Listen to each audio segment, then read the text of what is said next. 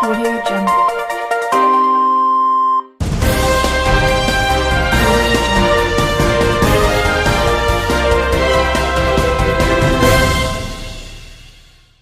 السلام علیکم شاهزاد جان تاسو په پروګرام کې حاضر دي. نن موږ پروګرام روړ دي د بجلی لوشرنګ باره کې. لوشر ډېر سیوا شوی دی، ګنټه بجلی او ګنټه نه او ګنټه چې مړه شي د بیې کې شل پیرځي او راځي او راځي. عوام ډېر سخت پریشان دي. موږ به عوامو ته تپوسونه کوو، تاسو یې مخامخ راځئ. یو ګنټه بجلی او یو ګنټه نه او یو ګنټه چې راشي کې شل پیرځي او راځي. باره کې څه غواړئ؟ یاره زه خو نور څه نه یم، که خو ښکلې غټ بم یې وورشم دغه ته کېدم دی هغه واپډې هغه دفتر ته ودرې مکمل والوزم. دا څه ضلالت دی. په هنرتوب د کې راشئ نو به دا میټر یې موسئ بې غیرتو خلکو دې روجې ته هم تاسو نه ګورئ.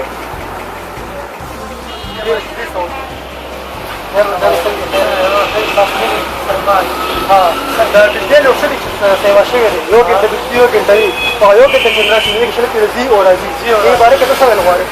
یاره وروره زه به دا ووایم چې بس والله دا خو ډېر سخت ظلم چې اوبه روژې ته مونږ جوس دا که راشي جوس وکړه څنګه هر څه ورواچو غرب بجلي کړی جنریټر ولګو شي بیا بند شي بیا راشي بیا نه والله خو پته دا بالکل غلط کار دی. ظلم کېږي زیاتې کوي ظلم نه او بیلونه چې کېږي راځي. بیلونه قسم مې نه پوندې 4,500 بس وسره بجلی وای بالکل وار راوړی دی. قسم مې په خدای ګنټه یي په ګنټه راشي لږ شل منټه بس پلک شي او پړوت یې پړت او بړوت. دا وګوره دا کوم حالات دی. مونږ غریبانان یو، کوم حالات یې جوړ کړی دی. دا خلک وایي پي ټي آی له وټورګه، څوک وایي نیشنل له ورکړي. وایي پاک دی هغه یو راولي که نه زمونږ پکې خیر دي. د پښتنو خدمت کوي. پنجابي به راځي مونږ له پنجاب نه، بل به راځي مونږ له سند نه. کوم یو دله دی؟ یو دله خو مونږ ته وښایئ که نه صحیح سړی راولئ، صحیح سړي حکومت راشي. بجلي راته سمه کړې، نور سم به سمه وي. خلک لګیا دي په روډونو کې. مونږ په روډونو څه کوو؟ مونږ د ګرمۍ نه مړه شو، خلک په روډونو کې لګیا دي. دا اوس وګوره قسم دی چې پرون نه دی، پرون مې د شیشه واخېسته په کشتونو باندې. شیشه نه کوي کار. یو شی سخته ګرمي ده. په کوټه کې 7 کسان ناست یو او مکمل داسې یو چې بس مړه کېږو. یہ بجلی سسٹم نہ تو بالکل سیٹ کیا دا تاسو ته خواست دی د پی ټي آی والے او کنیشنل والے او د باډیچم صادقان عظیم صاحب زبیر جندول صاحب ناست دی او دا صلاح خان ایڈوایزر دی. هغه سره موږ خبرې کوو. راځئ.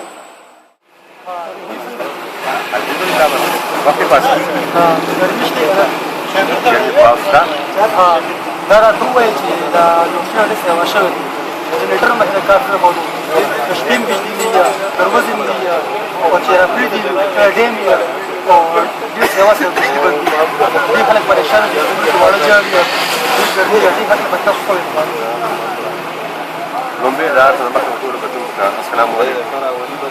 د رمضان مبارکه میاشت ده. حقیقت دا دی چې ګرمي ډېره زیاته ده او بجلي لکه ډېر نقصان خلکو روان کړو. دوانو باندې به شیشې یې ماته کړې، مرکبات یې ګرې باندې ورړل. ډېر زیات نقصان و. په دې هکله باندې تاسو څه وایئ؟